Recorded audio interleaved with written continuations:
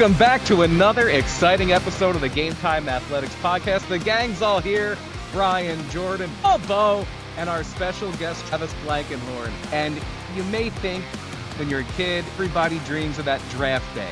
The day they call your name.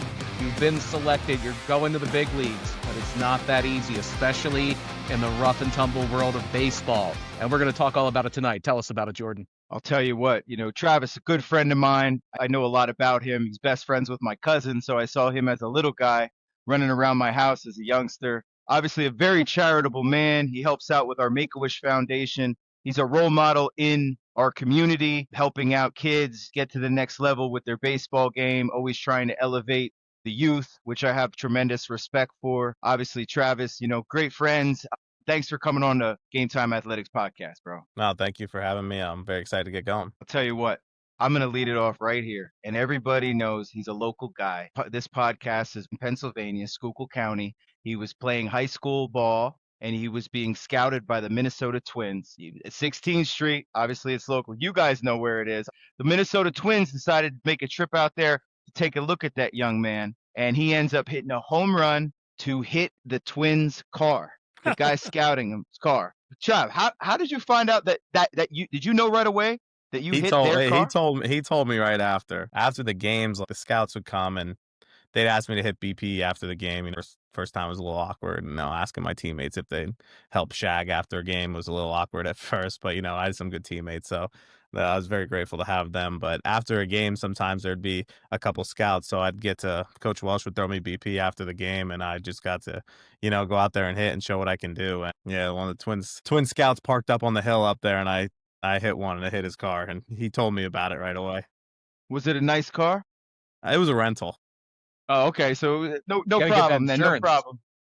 That's why you got to get that insurance whenever you get the rentals, especially if you're a baseball scout. That one's probably a little hard to explain. And that was their sign. Listen, dude puts one up, and we're talking up on the hill, guys. I mean, that was a shot. In order to hit the car, it was a shot. Everybody knows. It hit the car. He gets drafted by the Minnesota Twins. I remember I was with your dad a couple days after that you got drafted, and he told me, you get the first look, you get the first contract, you get the signing bonus, you see your name on the television. You obviously knew you were in the draft. Did you do anything special that night? I had a little bit of I was in between the first and second day. Like, I didn't know where I was really what day I was going to go. And I played my last high school baseball game the night of the first day of the draft, and it was the first 75 picks. And I was in the range of maybe like 50 to 100, anywhere in between, I was told. So, but that's, what they say, you never know until your name's picked anyway. But I was in between. So the first day was on MLB Network, pick 1 through 75. And I actually didn't get picked the first day. So I had to go to bed thinking, well, I know I want to go play pro ball, but I might be going to college. But thankfully I woke up the next day, the draft started, and I was picked the 5th round of the second day, so 80th overall. So I got to, celebrate that with my family and friends the rest of that day. It was definitely very exciting. That's amazing. Did the Minnesota Twins, the team that drafted Travis, were they in contact with you the night prior, the days before? Listen, we're looking at you. We're going to pull the trigger. Was there chatter? Yeah, there was chatter, but like I said, you never know. They could say whatever they want until you see that your name drafted. It's all hearsay anyway. But yeah, I almost got picked a Twins pick before pick 80, and they didn't pick me, so I was hoping they came back around to me at 80, and they did. So I was thankful for that. If this is confidential information, Travis, let us know. But was there any language in the contract that said you were responsible for any damage done to cars by your hits? No, I think they were just happy that they drafted me. I was very excited to go down there and start my pro career. Hey, Paul Bowe and Brian Borky. I know, Paul, you collect cards. I got like 12 Blankenhorn cards, and I was kind of like get them signed.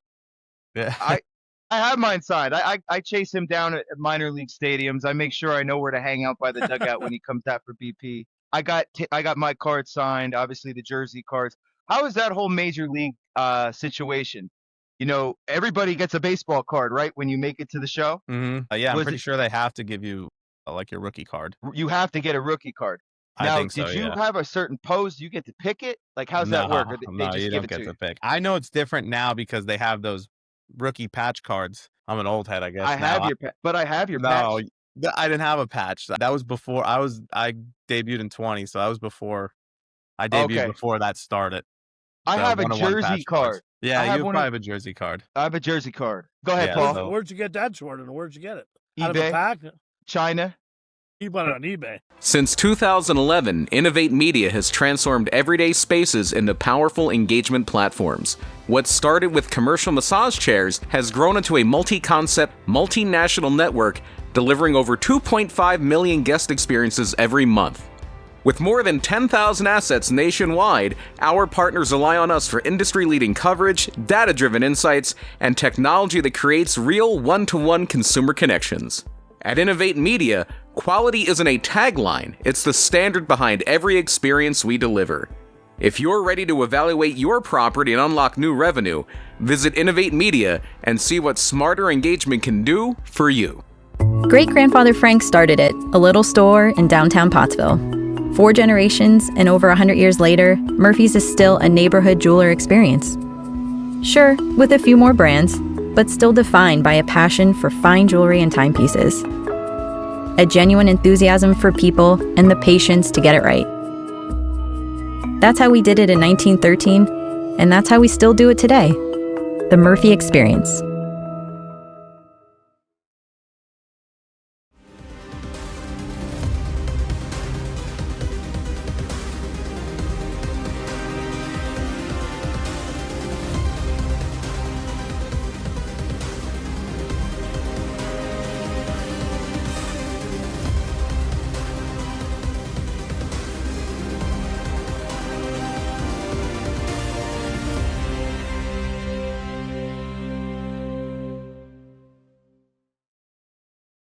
Travis, we talk about you go into the Twins. It's just life of an MLB player, how difficult it is to make it, right? There's 500,000 high school players per year on average. 5,000 will go play overseas professional, into the minors and dip, and only a certain percentage actually get to make it to the show. And then when you get to the show, you have to make your presence known, right? Or you get sent back down. So it's an emotional roller coaster for all the kids who have dreams, just like you did as a youngster. They're looking at you thinking that it probably came easy. Oh, I'm going to go play. You throw the ball up in the backyard, you point out to center field like Babe Ruth, and you have dreams. You made it to the stage. Talk to the public, talk to the kids, let them know how difficult it is to be able to maintain something so prestigious. I mean, I could go down a rabbit hole of a million different things, but when I mean, you guys know Schuylkill County, sometimes it's hit or miss with the level of baseball competition too. So, I went from high school baseball to I got drafted, and a week later I was down playing professional baseball. So like right off the bat, that was a big adjustment. But I was blessed to be with the Twins, man. They call it the academy. So you live at the field pretty much, which sounds terrible, but it was a really good setup. It was like a college dorm. All the boys stayed there, and they had a good setup. So that grind was good. But I went from high school baseball right to pro ball, and then I got called up later that year to the next level, and that was called low A rookie ball, and that was in Elizabethton, Tennessee, which was an awesome experience. But my first time kind of being on my own, and I had a mattress on the ground in a laundry room to live in. Now times have changed. There's different living rules now, so the minor league baseballs isn't like that now. But I lived on a mattress on a random house's laundry room, so like there's a grind there. That sounds like when we interviewed the Dallas Cowboy cheerleader. She told us she was sharing a mattress with one of the other cheerleaders in somebody else's apartment. You know what I mean? When she first got into I wouldn't change it though. I had a blast at those lower levels, grinding with the boys. And when you just get drafted, like your goal is the big leagues, but like at that point we were just like playing to try to get moved up to the next level. So, we had a lot of fun, but yeah, it's definitely a grind.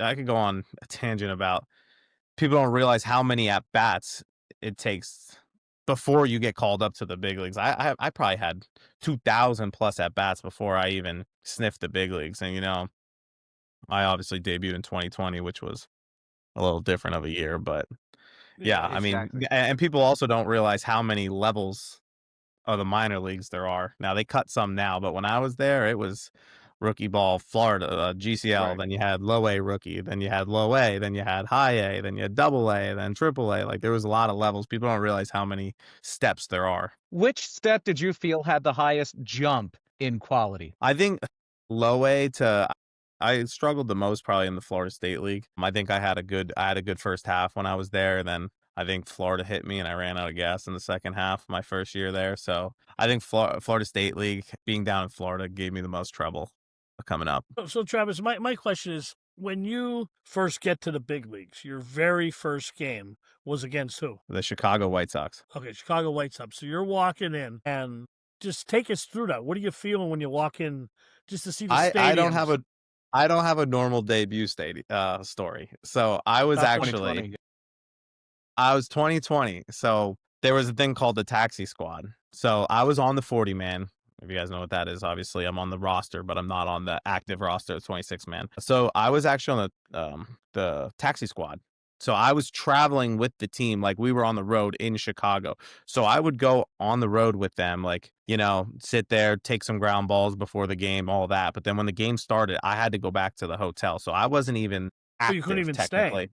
I was just training to stay ready. I couldn't stay for the game. No, I couldn't be in the dugout or anything in 2020. So I was just training to stay ready in case something happened. And we had our alternate site that was in St. Paul, which, like, sometimes if you weren't on the taxi squad, you'd stay in Minnesota and, like you said, practice and stay ready in case something happens. But I was on taxi squad traveling with the team, but not active. And I won't say any players' names or anything, but one of the players, like, we were out shagging BP and all, and one of the players got hurt, and it was a sudden, like, hey, Rocco needs to see you in his office. And I went in, he's like, hey, congratulations, like, you're active, like, all that. So it was kind of a snap of a finger. I was active like an hour before the game. So it was a wild story, wild time. And, you know, I didn't play that night, but the next day I started. So I got to go home, get a good night's sleep, and then be ready for the next day. You think about it.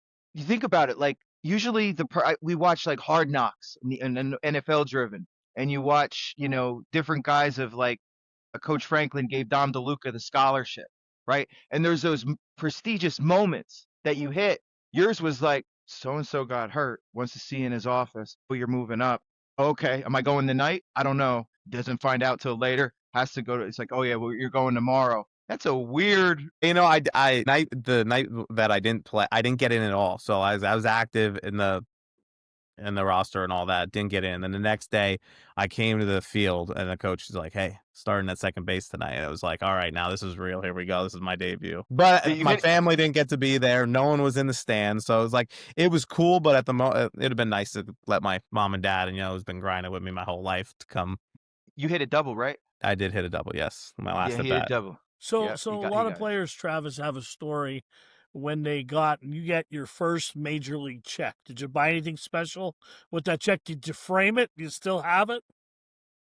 My first major league check wasn't I only had 3 active days before I was optioned. Because like I said, I was like on taxi squad. Oh, crap, you need to fill in. Yeah. And then I got optioned down already. So I only got like a paycheck for 3 days. There was not much you were doing. Still has to be pretty cool though to see that. Yeah, Rolling it up. was awesome. But Paul, don't let him pump fake you, bro. He got a big signing bonus, man. His pops made him put that away. I was blessed. I got not real big compared to what these guys are getting nowadays, but it was a good start. That's awesome though. That has to be a dream, a dream come true. Just to be there, to see that, to get that first paycheck. I made it. All the hard work, all the blood, sweat, and tears. You talk to a lot. Yeah, you talk to a lot of guys like my friends and all. Like it's just like you make it that one day, you're a big leaguer forever. So it's a cool thing. That's awesome. Exactly. A moment that you'll remember, I'll remember. I always, whenever I bring your name up, I always pull the clip of when you hit the home run into, what water would that be? That would be the Allegheny. The Allegheny. And that was the shot. And who was the pitcher you hit it off of? JT Brubaker. T. Brubaker. We want to, at the end of this episode, we're going to have Paul reenact that call. That was your first major league home run. Guy with the double in the ball game last night puts that one up in the air. He got a lot of it way back. Hey, goodbye home run. Just what the Mets needed. His first career home run. Pinch hitting. And he drives in 3 and makes it a ball game as the Pirate lead is cut to 6-4.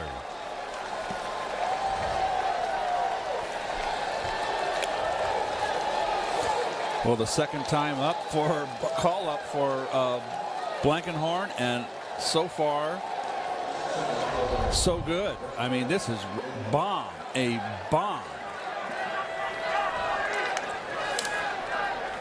I'm wondering if this almost got into the river here. I think he hit it out of the ballpark. That one right off the bat was gone. Blankenhorn gets it done. Guys, he had a total of 139 minor league home runs and 2 big league home runs. I mean, we're talking like, let's just go through them. 2015, he had 2 bombs, 13 home runs. 2017, 22 home runs. 2018, 15. 19, he's averaging 14. Those last two seasons, you were smoking the ball. Did you win a home run derby, Trav, in the minors? Florida State League, yeah, I won the 2018 Florida State League. How many did you hit to win? What was the number? I don't remember. It was timed. I don't remember. It was timed more than. Oh yeah, they switched the rules. Yeah, they switched. So it was more rapid fire more than outs. They switched the rules exactly.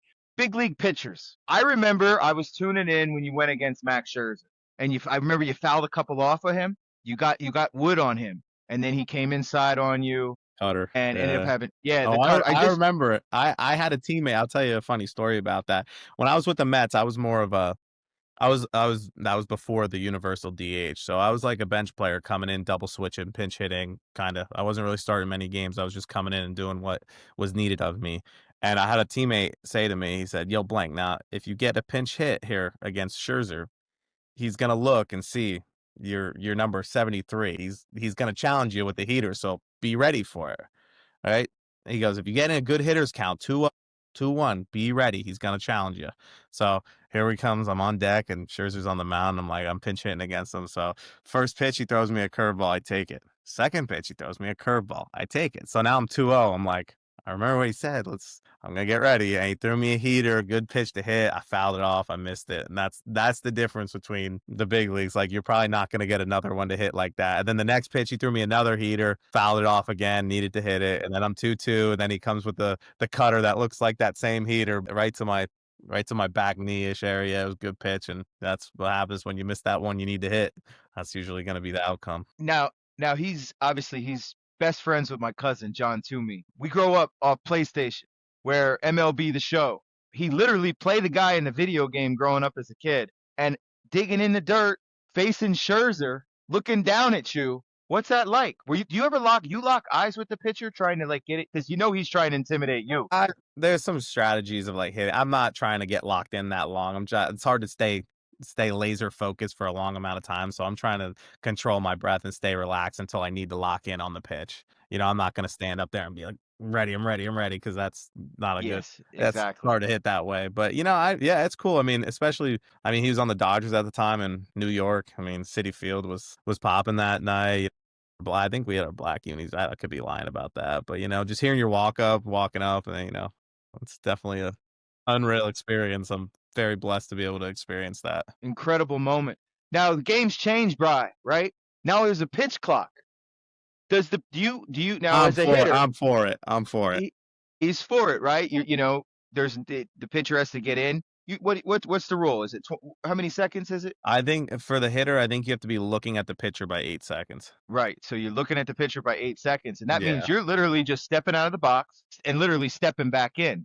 Before there was this fixing the batting gloves, looking up. Yeah, you can't do it. I mean, I think it's good for the game. It's not that I want to say I want to speed it up, but you do want to speed it up, get rid of all that wasted time. But there's advantages for hitters there too. There's advantage for pitchers with the clock too, because I mean, as a hitter, I don't like that I have to be looking at him at 8 seconds and then he holds the ball just sitting there for 8 seconds while I'm sitting there like, I don't know when he's gonna go. You know what I mean? Yeah. Like there's advantage and disadvantage. Not that most pitchers don't always do it.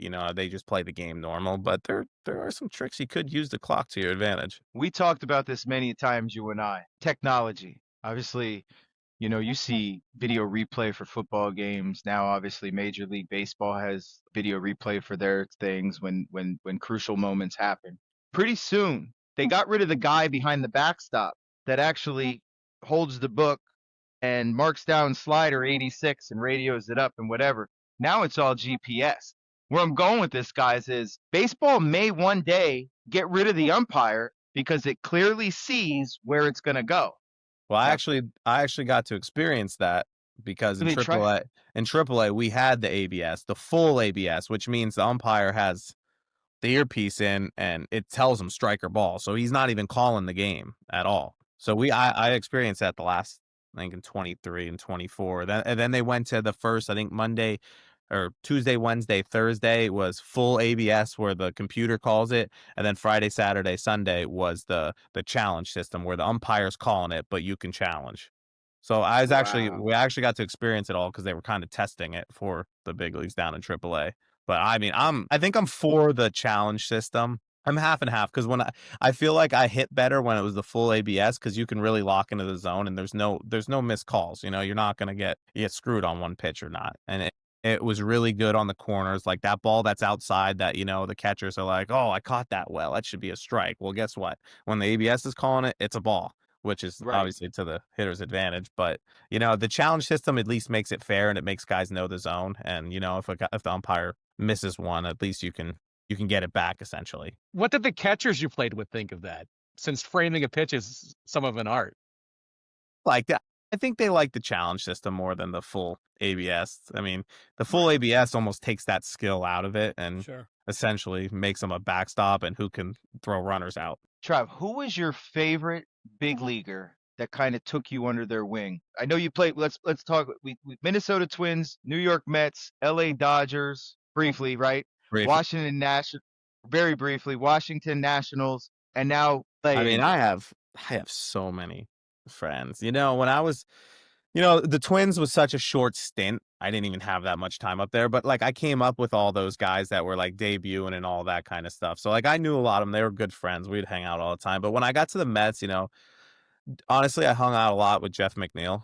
He took me under his wing, and like if we'd go on a road trip or something, they went out to eat, he would always be the one to ask me about, hey, Blank, you want to come with, all that kind of stuff. So, you know, Stroman talked to me a lot. DeGrom in the locker room. The Mets had a bunch of really good dudes that like I think knew I was young, knew my first time in the big leagues that took me under their wing and showed me the ropes. Because you remember back in the day, Barry Bonds, and there's stories. I don't know if they're true. And if my cousin Mike Toomey's watched, he's a big Barry Bonds fan. I have a lot of Barry Bonds fans as friends. He got changed in his own little locker room, and he wouldn't talk to the players. So when you deal with these high octane, well-named guys, household names like DeGrom, it shows character. You know, Trav as a rookie.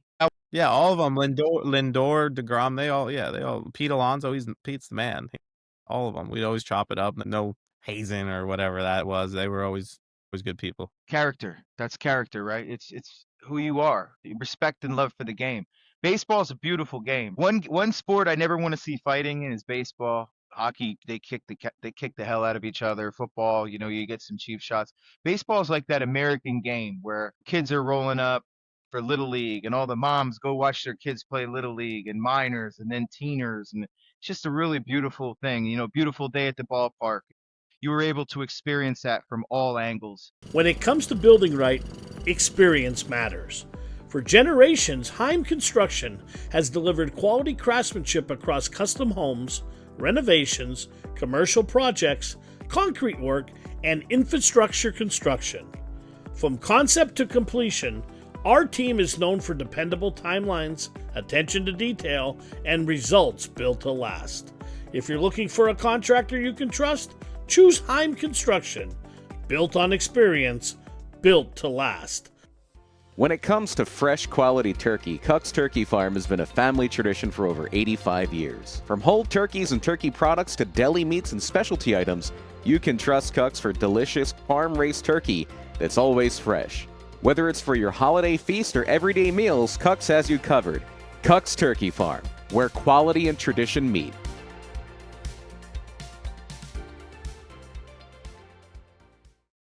Looking for insurance that fits your life and budget?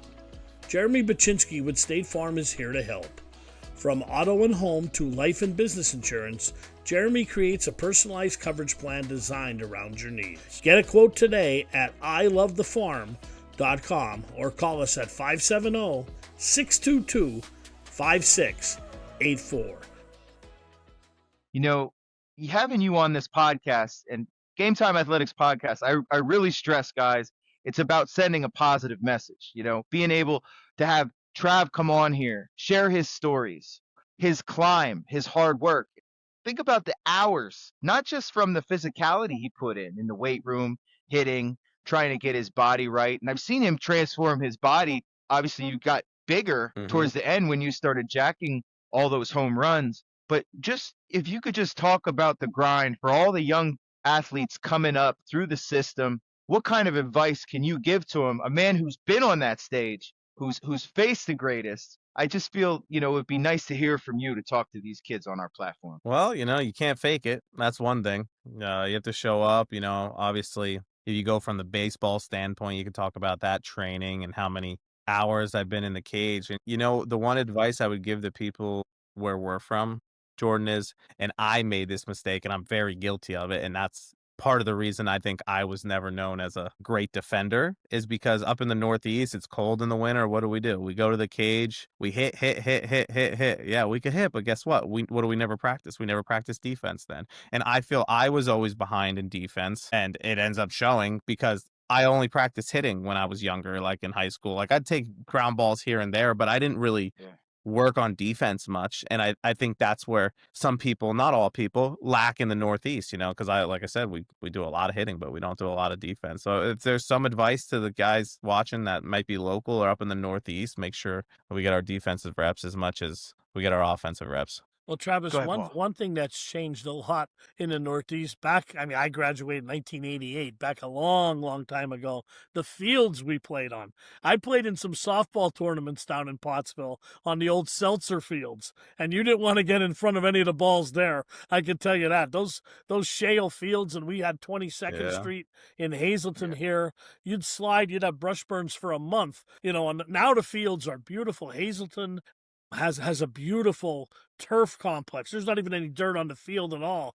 And it's changed so much, over the years. I'm not saying I love turf. I like it, but in the Northeast, I think it's just a necessity if you want, practice, all that kind of stuff. If you actually really want to grow the game, you got to have somewhere you could practice in the fall and the winter without the field being a mess, So I am pro turf fields up here in the Northeast. For sure. Trav, I'm going to put you on the Game Time Athletics fastest question to see one or the other. Straight off the dome. Let's see what we can pull. Fast pitch here. Let's start him off. You ready? Ready.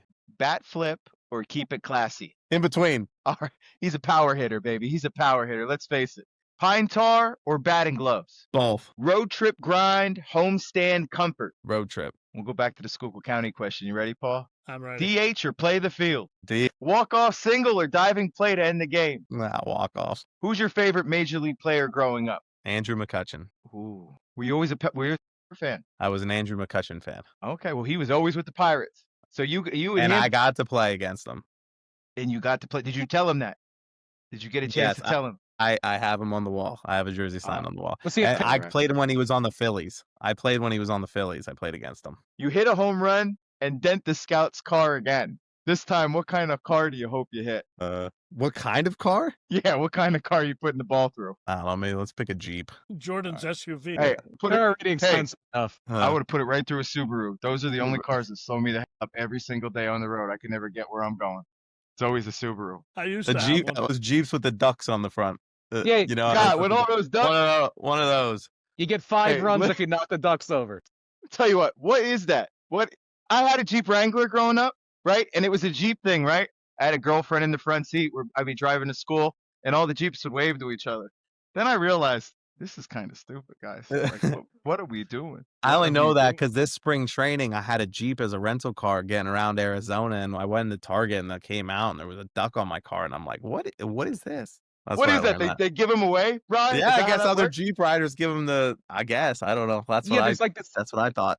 There's like this whole Jeep subculture where they exchange ducks. I got a Jeep. How come no one ever gave me a duck? Unbelievable. So, Paul, I need a Schuylkill County call. All right. Let's reenact the pit. Let's reenact. What'd you say, Luzerne? Yeah. Luzerne County? I said okay. No, Travis from Schuylkill County, man. You might have to come over to the brewery to do this call, Paul, if you're in Luzerne. All right, what inning are we in? What inning was that, Trav? Third, I want to say. It was a crazy game if you're wondering why I pinch hit in the third, but yeah. All right, ladies and gentlemen, top of the third inning here, and that'll bring up Travis Blankenhorn for the Mets, the young rookie. On the mound, JT Brubaker. Brubaker toes the rubble. First pitch on the way, swung on. Well hit. Right center field. Way back. At the track. That ball's out of here. A splash landing into the Allegheny River, and the Pirates' lead is cut to 6-4. What do we do? Ooh. Yeah. We can live with that. We can live with that. Paul's known for his Yeah, home run calls on SportsWire. I had a walk-off home run call for the Hazleton game in was it the district play? The first round of states. First round of states, yeah. First round. You were there, B, right? Were you there? No, or I was not there. No. That was the video game. I fell off the chair. I got myself so wound up. Right off the chair, I went. My water went flying. Everything. Walk-off homer in the bottom of the seventh. 1-0. 3-1 it ended up. It was 1-0 going into that. He had a 3-1 Yo, the homer views walk-off. went crazy on that, though. Yeah, it had like 30,000 views. Yeah. Yeah, So I hopefully, remember that. we get Awesome. it here. Make sure you We cut will. up my home. Trav, I got it. Now that you're back in the Lake Winona, I got to get you one of these puppies. Yeah, I need one of those. They look good. And we're still waiting for ours. Let me say this though. You know, for everybody watching, Travis Blankenhorn is such a great man. He donates to the Make-A-Wish Foundation every single year. He always gives us a bat to put it towards our event, like he'll probably do this year. You can come to it this year, right? We're dying to get you there. I'll be there this year. It's incredible what he's able to do, you know, not just from an athletic standpoint, but from a charitable standpoint, being able to take his athletic ability and give it back to kids with life-threatening illness. He's an inspiration to the youth, and I encourage everybody to follow in his footsteps. Trav, where could they find you on social media? And if you could just close it out with some advice to give to the kids. I got Instagram. I don't have Facebook or Twitter, or X, sorry. And my name is Travie Bags on there. I know it's a nickname, but Travie Bags is where you can find me on Instagram. Advice I have, just, treat people how you want to be treated, and, work hard. Like you say, you got to work hard. You never know who's watching. You're trying to get recruited to play baseball, and that recruitment starts in the parking lot well before you even get on the field. They watch everything. They watch how you treat your parents, how you carry your bag. They literally watch everything. So the time you step foot in that parking lot to the time you leave that parking lot, just make sure, you're acting properly if you really want to go to the next level, college, pros, and, take that next step. Make sure you're always acting professionally. %. Thank you so much for coming on the Game Time Athletic Podcast. I'll hand it on to Brian. Brian, you can take us home. And the moral of the story here, the work never ends. It doesn't end when your name's called with the 80th pick. It doesn't end with the call up. It keeps going, keeps going, keeps going. And it makes me think of an old Japanese proverb. Fall down 6 times, get up 7. So that's going to be the thought to end the day. But we always end every episode, Travis, with one question. And the answer is right behind me, right behind Paul, right behind Jordan. What time is it? Game time. Appreciate you coming on, Trav. No, thanks for having me, guys.